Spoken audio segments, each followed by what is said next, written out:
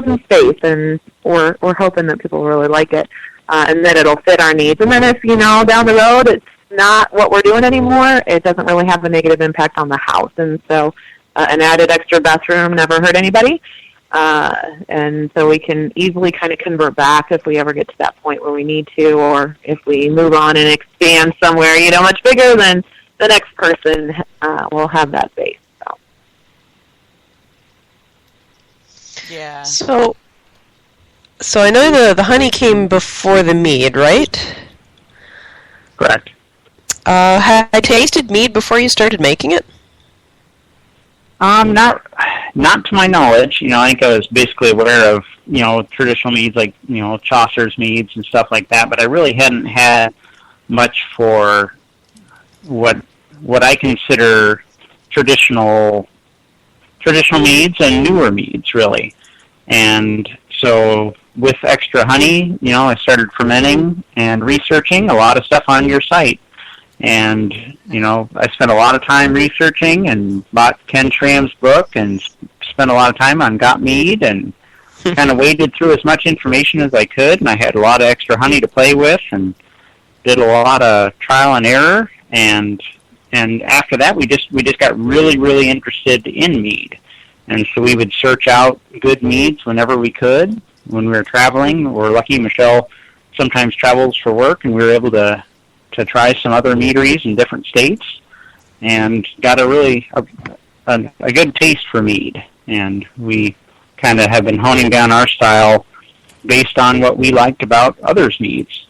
And it's been quite a journey. We really have. It's gone quite a ways in a short amount of time. Yeah, it sounds like it. I mean, that's really interesting that you kind of dove into it without most people that get into it have got into making it at home, and then at some point decide to go pro.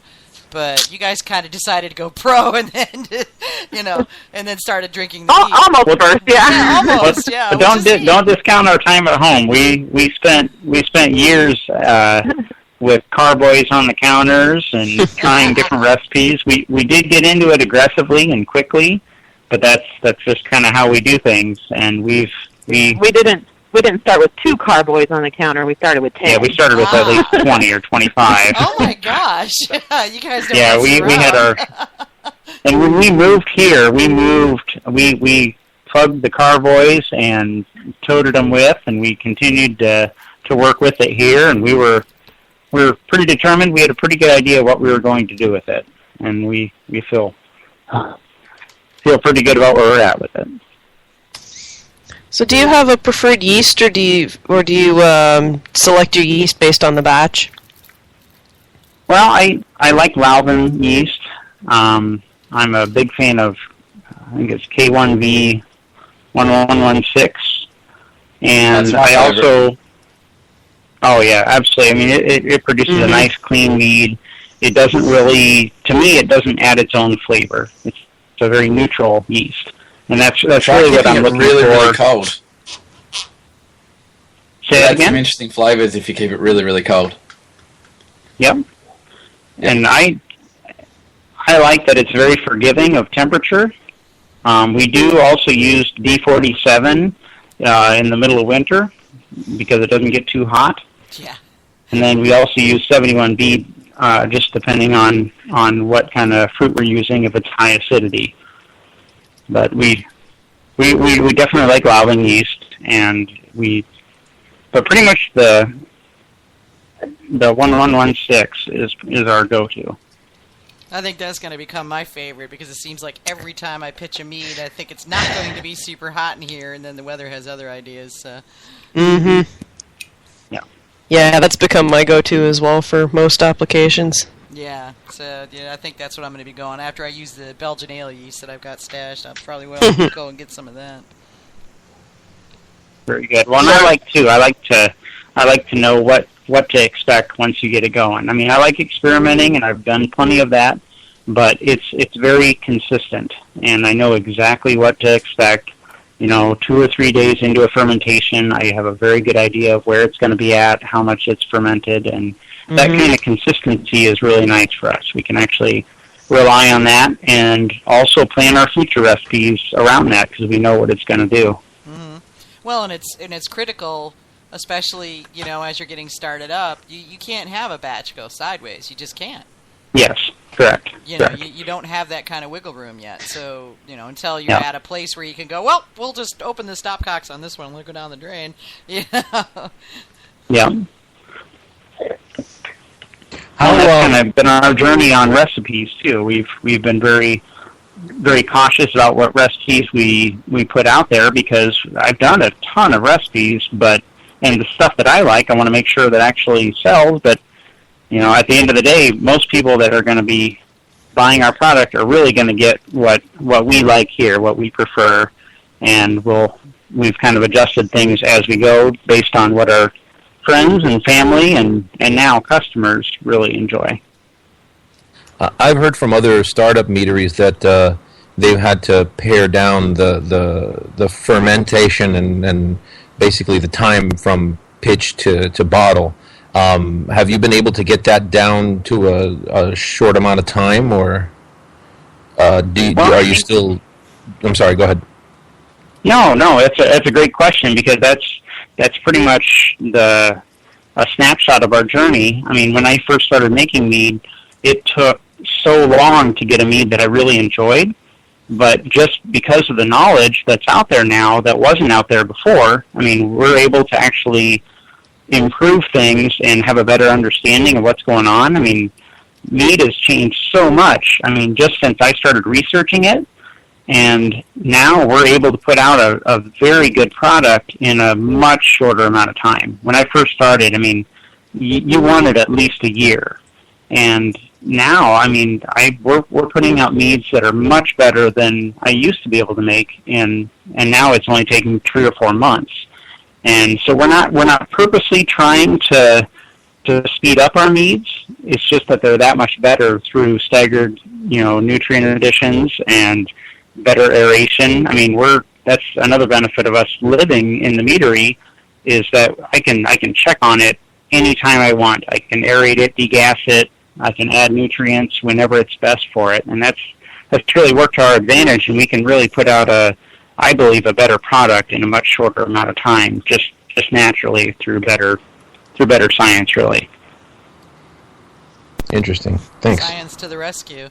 Better living through science. Yeah. Well, and it really Absolutely. is. I mean, there are a lot of home mead makers who swear by the, I don't know, I guess they call it natural. I'm not sure exactly what that term's supposed to mean, but, you know, I guess the, you know, minimum level of interference with it, but realistically speaking, you know, stop whispering to your bunny, AJ. Sorry. Well, and you know, I mean, those, you know, different recipes, I mean, they can still produce a great mead in a natural way. I'm a firm believer that there's no wrong way to make mead, and you know, I started out doing, you know, I mean, I started out with raisins as well. Oh yeah. And so we kind of worked our way through the nutrients and found, you know, what works best, and we're continually trying to improve those things. It's not to say that it's necessarily bad, but at least from a commercial perspective, you have to look at the you know, economies of scale. And sure, it's just not practical. It's not practical, yeah. I mean, aside from the fact that you put like 40 pounds of raisins in there, you know, it basically comes down to what is as utterly reliable as you can possibly make it, and that's really where you've got to get to. Like you were saying earlier, you got to dial it in so that you know what's going to happen, how it's working, and know really early on if something's going wrong so that you can fix it. Because you can't afford to lose 500 pounds of honey, just no. Yeah. Well, and I found, I mean, that just because they're made quicker doesn't mean you're taking shortcuts. You're actually producing a cleaner product, you know, that much quicker because it's what the yeast needs to make a good fermentation. And so I see your commercial meaderies now as kind of like a race car for the automotive industry. What you guys do eventually is going to trickle down and benefit the home mead maker, you know? Oh, absolutely. And I've been and we've been a part of that benefit too, and we've benefited from, we're standing on the shoulder of geniuses, the people that have done the work before us, we've been able to benefit and do the best mead that we can do based on, the pioneers that have gone on before us, and it's a cool thing to be a part of. We're grateful to be at this point in time where we're at.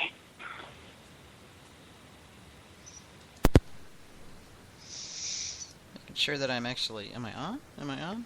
Yes. Yep, I hear you. Sorry, I thought I had my thing backwards. I have a on-off switch that I use so that I don't add any background noise, and I got to be ready if the dogs start barking. Nice. Well, that's got to be a challenge in itself. You do pretty well. Not normally, because my husband's usually here, and he keeps the dogs quiet in the other room when I'm doing the show, and I have the door closed to the recording room and everything. But because he's out of town, it's me and 4 sleeping dogs on the futon in my office. So we're the same way with the sleeping child upstairs. Yeah, I hear you. Yeah, for a while until Manny got his brewing room ready to go. He was in the bedroom, and his wife would be outside the door tapping her foot, going, "Dude, it's time to go to bed. We'd be doing the show." So yeah. Oh yeah, that was the glares could kill people. Oh gosh. So what are you had said way back at the beginning that you were like planting trees and stuff like that. So are you planning on maybe doing limited runs with fruit from your own supply, or is that just something that you just like to have fruit trees in the backyard? Well, I mean, it started out that we just like the fruit trees in the backyard. We like, sustainability and having our own, homestead here. But this place here, I mean, it has a whole windbreak full of high bush cranberry, and we're playing around trying to figure out the best way to use it. And my gosh! We've stumbled through it. It's a bitter little berry, and we're smells doing the best we wonderful can though. with it. And we have a fair amount, and we've played around with, what do we do with our honey? Do we make a special batch with it? Do we just sell it through the tasting room? And I picked a ton of currants. I spent 3 days out in July picking currants. Trying to get ready for a small run, and it'll be a very small run because we like to pack our fruit in. And we'll probably do a little more. My son is a gardener. He loves to watch things grow. He loves bees, and so he'll probably help this spring. And we've been planting some raspberries, and we'll try and continue to grow our berry stock around here. Nice. And hopefully benefit from that years later. Yeah, it'll be really cool. You'll be able to do a boutique, short run. I mean, with when Ken does Heart of Darkness, which is made exclusively with fruit from his personal stash. That's... Yeah, it's which reminds me, we still haven't drunk the bottle of Heart of Darkness we got stashed because my husband left town, so I have to pin him down when he gets home so we can drink it. But when he does that literally is sold out before it ever gets in bottles. Sure, and I think people really appreciate that. I mean, they know how much work he puts into that, and they know that a lot of it comes from his own stuff, and he's very picky about what he puts into it. To me, that's what it's all about when it comes to mead. I mean, it's that personal. It is, yeah. And I mean, I've been to meaderies from everything from there was a guy in the mountains in Virginia that had 40, 50-gallon conical fermenters in his garage, to all the way up to one that I saw on my last trip to Michigan at Dragon Mead, which is actually a brewery first, meadery second. The mead came later. The son of the owner started the mead part. But, I mean, they have the meadery part of it is still in the beginning stages, but the brewery part was huge, with these, 20-foot tall tanks and tubing everywhere, and, it was very impressive. And, so I've seen a lot of big operations and a lot of small operations, and size really doesn't matter. It's quality. It's really that, in the end, is how much love do you lavish on it, and, that shows. It really does. Yep. So I'm interested in that lemon one, by the way. I've just got to get me some of that. It's really with the lemon. With the lemon, the first time we decided